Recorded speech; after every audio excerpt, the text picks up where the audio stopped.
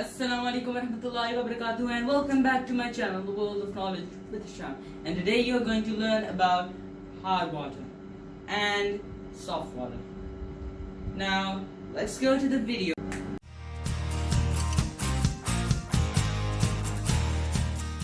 Now, if you had watched my previous video, it's on the link on the card up above there. Now, if you had watched my previous video, I said hard water a lot of time. Now, there is one serious question which I got from one of my relatives. What is hard water? You are not telling them. So today's video is just going to be about that. Hard water is a serious environmental issue. So how is hard water formed? What are its ill effects and how can it infuriate us? So keep watching this video till the end. And if you haven't subscribed yet, do subscribe and like this video. Now, let's go to the video. Rainwater dissolves carbon dioxide as it falls through the atmosphere. When it is falling through the atmosphere, it dissolves carbon dioxide and makes carbonic acid, which is a weak acid. Ooh, the acid used in Pepsi and other soft drinks. Yes, you are right. Now, okay, this carbonic acid is formed, and now a product is formed called carbonated water. Now, this carbonated water flows through the rivers, over the rocks, and through some rocks as well. Smoke cracks. Now, when it flows over them, they dissolve a certain material, a chemical called calcium or magnesium, both different metals, carbonates. Now, when they dissolve these, they become something else, hydrogen carbonates. You can see over here. Now you know about these, but there are also something else. Not only these bad boys over here, it's many others like calcite, anhydride over here, and gypsum over here. Now we know that these things cause hard water to be hard. Now we would be thinking, what does hard water look like? Hard water looks like this. No difference here. Looks exactly the same. Nothing different. But what's different is that thing inside it. What is inside this? As I told before, calcium and magnesium, but this is not actually hard water, it's soft water.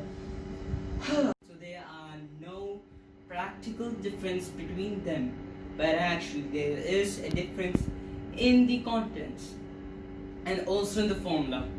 Now, what would you write our favorite soft water as? It will be written as H2O. But what would hard water be written as? D2O. Why D2O? So before we go to our remaining video, let's go quickly on deuterium. What is deuterium? It's not like another element. It's exactly the same as hydrogen, has this symbol H, but why do we write it as D? Not the symbol H, I meant that the properties of hydrogen. It has an extra neutron. Another topic, lads. So stay tuned for that another topic. Isotopes. Okay. Now, leaving all of this first aside, let's go to our real topic.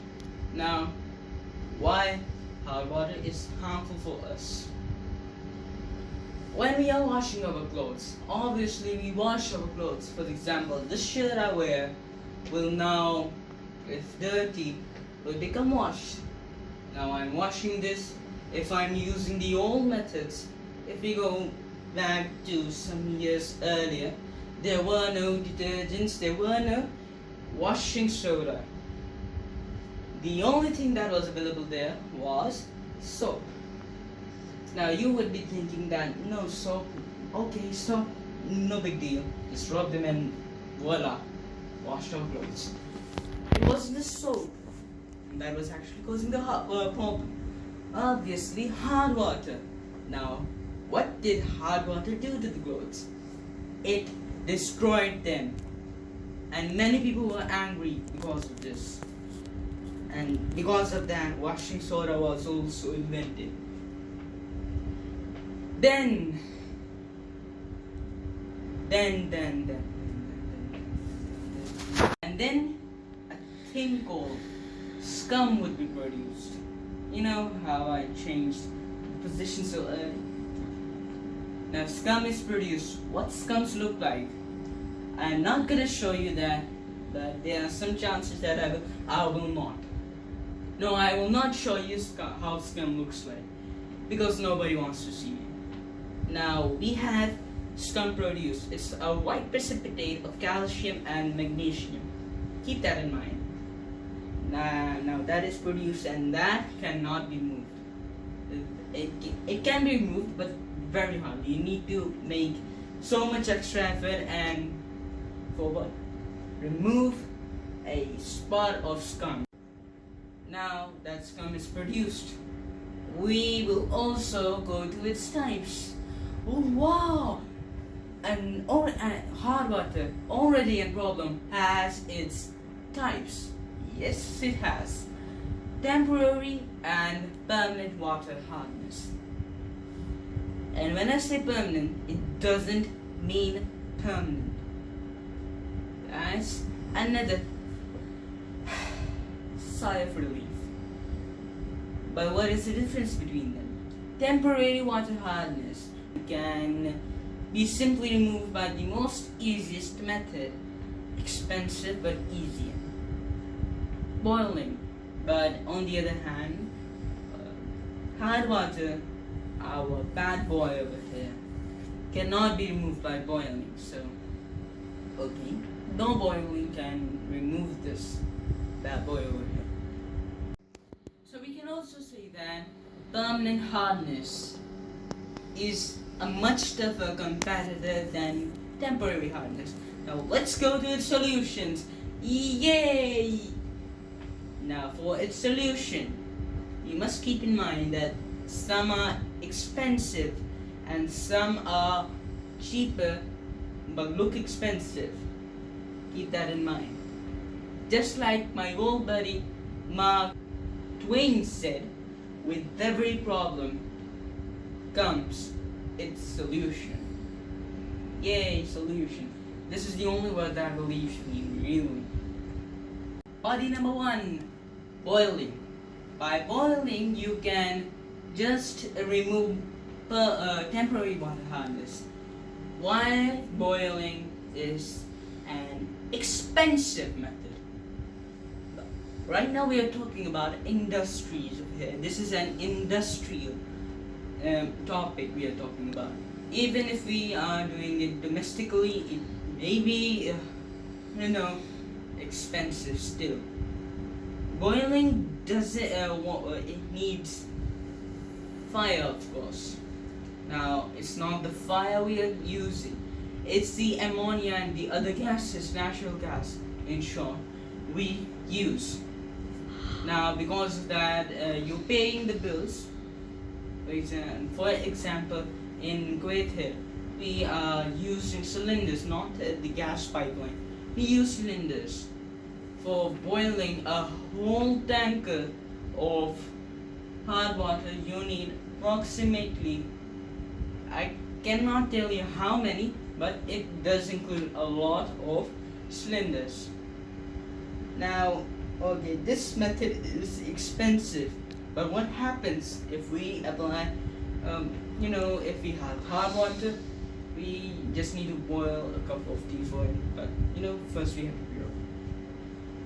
Which reaction undergoes in this process? You can see down over here. Now that's just the reaction. Now we are going to number 2 to solve this great problem, temporary water hardness. So Clark's method. Now with this, very amazing method by using slake lime. He just added a very large amount of slake lime in it, which can be produced easily. Go back to my previous video and you will learn how slake lime is made. Now, okay, we added slake lime. Now what does slake lime do? It put it at the bottom and following two reactions. The first reaction is over here and the second reaction is over here. And now you know these two reactions. So now we will go to the other two methods, which is the key to solving both temporary and permanent water hardness. So let's go to our buddy number 3, by washing soda. So okay, it is really related to my previous video. Now let's go on the large scale. For industries, what they do, they just put a lot of washing soda in it, and voila, everything goes down. Not everything goes down. There is a reaction which you can see again over here. The carbonates are separated and some things dissolves. That is by adding washing soda.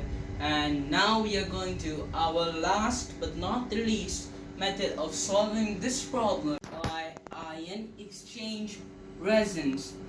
And that is added, and there's some crazy reaction going on which you can see over here, and voila, the whole thing is solved. Now we have the product that is formed by this reaction. Can just put it into a sodium chloride solution for getting back our CO2. So thanks for watching this video, and make sure if you haven't subscribed yet, do subscribe, like this video and share, because sharing is scary.